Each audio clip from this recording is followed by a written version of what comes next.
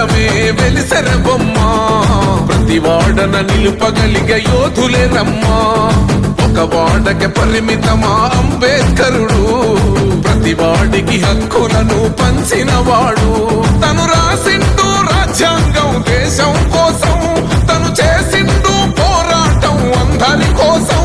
తను రాసిండు రాజ్యాంగం దేశం కోసం తను చేసిండు పోరాటం అందరి కోసం చీకటిని తరిమేసి వెలుగైనాడు జై భీం జనగుండె నినాదం అందరం ఒకటై